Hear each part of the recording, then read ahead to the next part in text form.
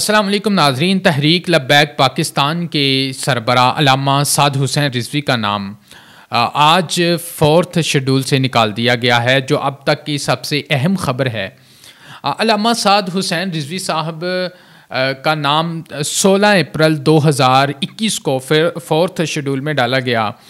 उसके बाद हमने देखा कि 12 रबीउल अव्वल को तहरीक लब्बैक वालों ने यतीम खाना चौक मस्जिद रहमतुल्लिल आलमीन से एक लॉन्ग मार्च का ऐलान किया, जो इस्लामाबाद की तरफ आ रहे थे और अभी वज़ीराबाद में ही पहुँचे थे, जहाँ पर इनके मुज़ाकरात हो गए।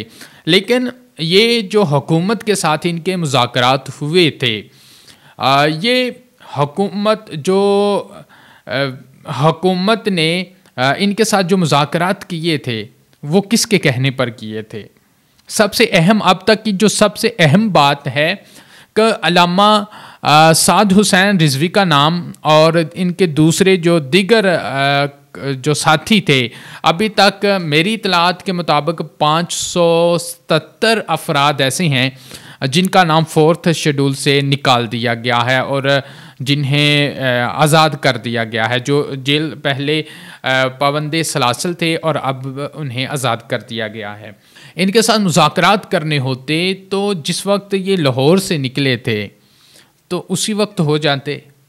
उस वक्त तो अपने जो वज़ीर दाखिला शेख रशीद अहमद साहब हैं वो तो दुबई में गए थे मैच देखने के लिए, और अपने वज़ीर आज़म साहब सऊदी अरेबिया के दौरे पर थे और उन्हें मुल्क के अंदर क्या हो रहा था इसकी कोई फ़िक्र ही नहीं थी। लेकिन दोबारा वो मुल्क में वापस आए वज़ीर दाखिला साहब इमरान ख़ान साहब की कॉल पे, उन्होंने आके मुज़ाकरात करने की कोशिश की। वो मतलब वो सारा मामला आप लोगों के सामने है। उस मामले के बाद ये हुआ कि जिस वक्त मुल्क के हालात काफ़ी ख़राब हो गए, हमने इस्लामाबाद पिंडी की जो कवरेज की वो भी आपके सामने है। सारे रास्ते बंद थे, लोगों को परेशानी का सामना था। इसके अलावा GT रोड जितना भी है सारा बंद कर दिया गया था, लोगों की आमदोरफ्त नहीं हो रही थी, लोगों को काफ़ी मुश्किलात का सामना था।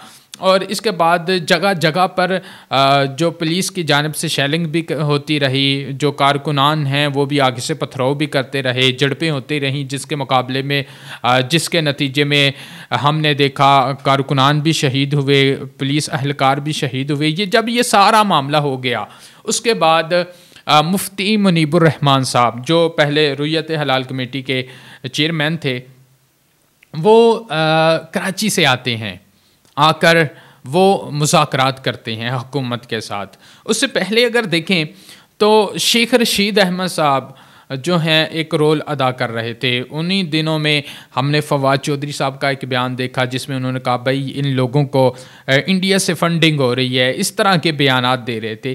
तो तहरीक लब्बैक की जो शुरा थी तो उनका ये था मौक़िफ़ कि इन लोगों के साथ हमने मुज़ाकरात नहीं करने। शेख रशीद और फवाद चौधरी इस तरह के जो वज़रा थे उनके बारे में उनका ये ख्याल था भाई हमने इन लोगों के साथ मुज़ाकरात नहीं करने, क्योंकि ये हमारे पास आते हैं तो कुछ कहते हैं, उधर मीडिया पर जाते हैं तो कुछ कहते हैं। इनका ये कहना है कि हमें इंडिया से फंडिंग होती है, लेकिन ये तो आम बात है ना। कोई भी अगर आप हुकूमत में है, कोई भी बंदा बाहर से निकला है, किसी ने एहतजाज किया, आप सबसे पहला उसके ऊपर लगा दें टैग, जी ये बंदा, इस बंदे को इंडिया फंडिंग कर रहा है, ये बंदा इंडिया का एजेंट है या अमेरिका का एजेंट है। ये तो हमारे मुल्क में है। लेकिन खैर मामला चला आगे। मुफ्ती मुनीबुर रहमान साहब आए, उन्होंने आके मुज़ाकरात किए। जो शुरा में से कुछ लोग उनके साथ थे और हुकूमती जो अरकान हैं वज़रा हैं उनमें अली मोहम्मद ख़ान साहब थे, शाह महमूद कुरैशी साहब से, और इनके साथ असद कैसर थे जो स्पीकर हैं कौमी असम्बली के। इन लोगों ने मुज़ाकरात किए। फिर उन मुज़ाकरात में के बाद वो जो मुज़ाकरात हुए थे फ़िलहाल तो उनको तो खुफिया रखा गया था, लेकिन अब वक्त के साथ साथ वो मुज़ाकरात भी सामने आ रहे हैं। कौन सी शराइत थी जिनको माना गया तहरीक लब्बैक की जानिब से, और कौन सी शराइत थी जिनके ऊपर इन्हें कंप्रोमाइज़ भी करना पड़ा, वो सारी। लेकिन आज जो है अल्लामा साद हुसैन रिजवी का 4th शेड्यूल से नाम निकल जाना और अब उन्हें रिहा भी बहुत जल्दी हो जाएंगे।